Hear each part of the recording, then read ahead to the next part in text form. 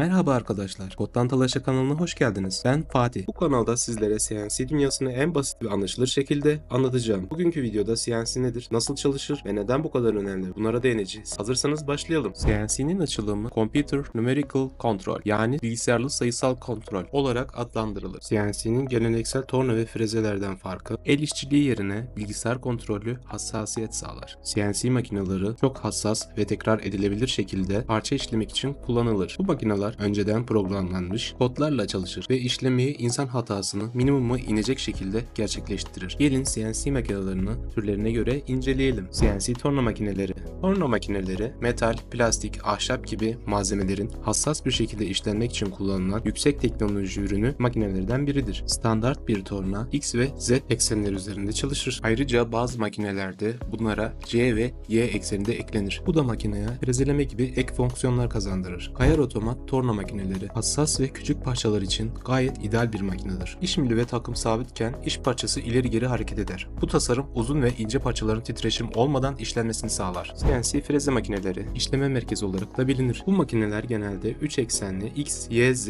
olarak başlasa da 4 eksen, 5 eksen gibi daha karmaşık sistemlerde mevcuttur. Bu makinede yapılan parçalar sektörüne göre değişiklik gösterse de genel olarak yüksek hassasiyet, karmaşık şekiller ve dayanıklılık gerektiren parçalar işlenir. Bu parçalara örnek verecek olursak motor blokları, silindir kapakları, kalıp ve aparat parçaları hassas bir şekilde işlenebilmektedir. CNC taşlama makineleri. Taşlama taşı yüksek hızla dönerek yüzeyi pürüzsüz hale getirir. Yüzeylerin ve parçaların hassas bir şekilde son işlemine olanak tanır. CNC lazer ve plazma kesim makineleri. Lazer kesim hassas ve ince boru saç kesimleri için kullanılır. Plazma kesim ise kalın metaller için uygundur. Lazer kesim makineleri güçlü bir lazer ışığı kullanarak malzemenin yüzeyini ısıtır, buharlaştırır veya eritir. Plazma kesim makineleri elektrik ark ile iyonize edilen bir gaz, örneğin hava, argon veya azot kullanarak yüksek sıcaklıklı bir plazma oluşturur. Bu plazma malzemenin yüzeyini eriterek kesim işlemini gerçekleştirir. CNC su jeti. Su bir pompa yardımıyla 4000 ila 6000 bar gibi çok yüksek basınçla sıkıştırılır. Yüksek basınçtaki su küçük bir nozul yılıyla dışarı püskürtülür.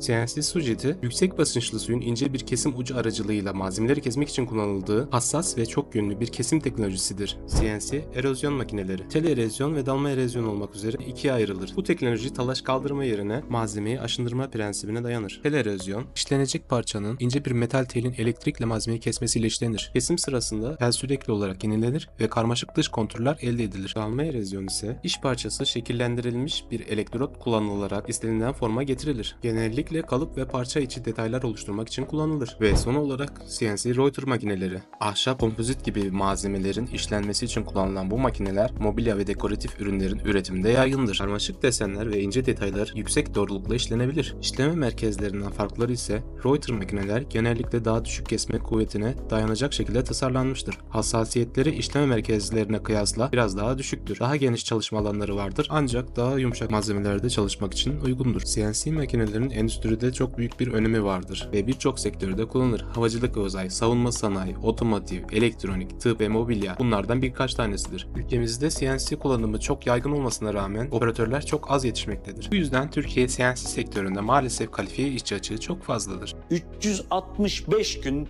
5 yıldır eleman arıyoruz. Hata katkısı yıllık 90 milyar dolar, katma değeri bu kadar yüksek olmasına rağmen sektör üretimi dahi etkiler boyuta gelen eleman sorunuyla karşı karşıya. Gerçekten ciddi bir eleman meselesi var. Şimdi üretimde stratejik bir öneme sahip. Ama personel bulamıyor bu sektör. CNC eğitim için açtığım bu kanalda sektörde 14 yıllık tecrübem ile CNC tornadan CNC frezeye sıfırdan ücretsiz bir şekilde eğitim vermeyi planlıyorum. Eğer bu makineler sizin de ilgi alanınıza giriyorsa videoyu beğenip abone olmayı unutmayın. Hoşça kalın.